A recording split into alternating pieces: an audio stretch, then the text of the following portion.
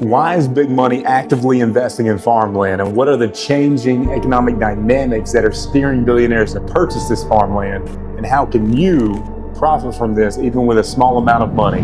Well, right now there's still a low-key buying spree happening where billionaires and smart money are buying up farmland, and they're buying lots of it. Bill Gates, Jeff Bezos, and Michael Burry, just to name a few, have amassed over 250,000 acres each in farmland over the past several years. And to put that into perspective, that's more than the entire city of New York combined. But the question is why? And to get the answer, we have to look at the economic conditions that are influencing these decisions. And once we understand the reason why big money is making these types of moves, it might make sense for you to get on the same side of these plays.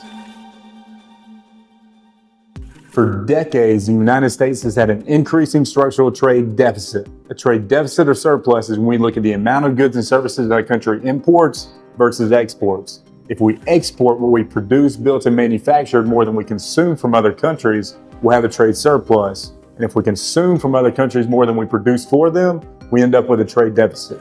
The U.S. has had an increasing deficit over the past 50 years, and it is clear that that trend isn't changing. Now, common sense would say that this can't go on forever, right? Because if all we're doing is constantly just buying stuff from other countries, eventually we're going to run out of money if we're not also selling at least that much worth of stuff to other countries. But the fact that the United States is the one in control of the dollar and the entire world uses the dollar as the reserve currency puts the United States in an unfair advantage where we don't have to really produce anything to sell. All we have to do is print more dollars, send that out to the rest of the world in exchange for stuff. Now, this seems convenient, right? Because in the digital world, the cost of making a dollar is nothing.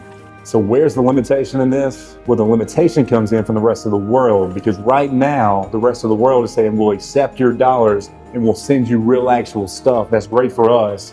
And then they use those dollars and they transact, and those dollars will circulate then again around the world.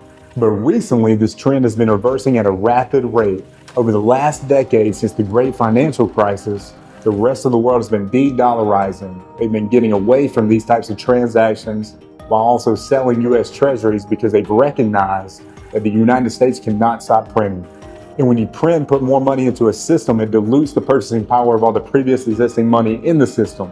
So the world for the last 10 years and going forward is on a slow path to slowly reducing their reliance on and dependence on the dollar, so they can eventually tell the U.S., we don't want to accept your dollars for our materials. We don't want your dollars for our food. If you want to buy something from us, you have to give us something other than dollars because we don't want those dollars anymore. So here's where the big problem is, because the United States for decades has run a deficit. We don't produce much of anything that we buy. We buy it from China and the rest of the world. So if the rest of the world is at some point going to say, we don't want to take your dollars anymore, maybe we'll accept yuan or yen or potentially gold or Bitcoin or whatever it is, America doesn't produce anything.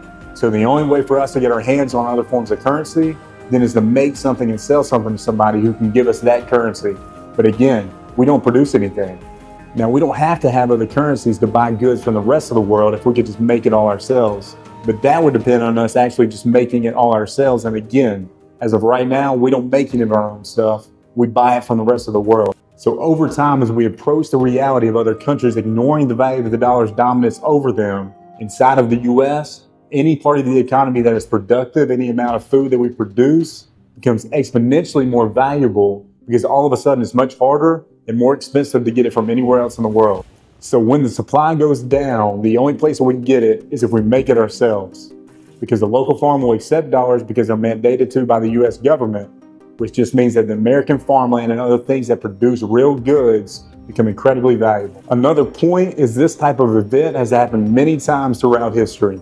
One of the most popular times was the Weimar Republic in Germany in the late 1920s. As they printed more and more money to pay for things, there became widespread poverty. Goods and services got so expensive that it priced the everyday person out of being able to afford just the basic necessities.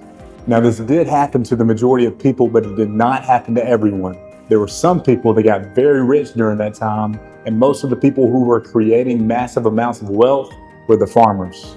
It turns out that when most people are aiming for survival and everyone else has been priced out of all the basic necessities, the people who actually have the land and the ability to produce the things that people actually need to live, like meat, cheese, eggs, and milk, those are going to be the people who everyone else pays. And as prices go up, the prices of the stuff that they're selling goes up, which farmers were some of the only ones who had possessions of things that produce anything of real value.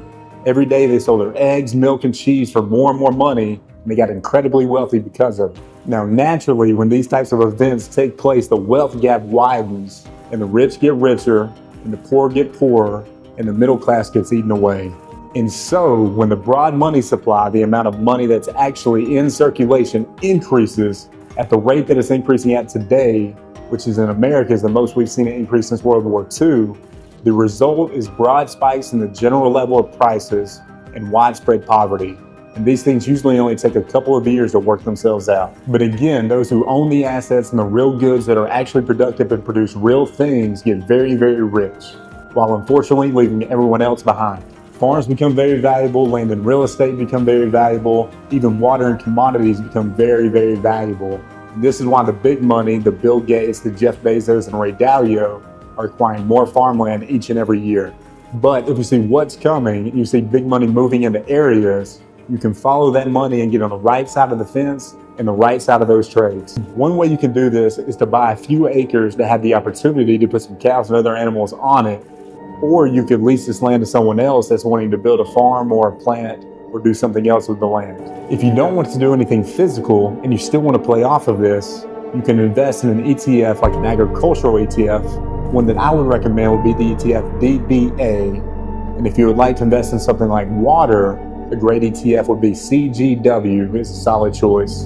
And lastly, if you want to invest in commodities, the ETF PDBC is a great idea with low fees.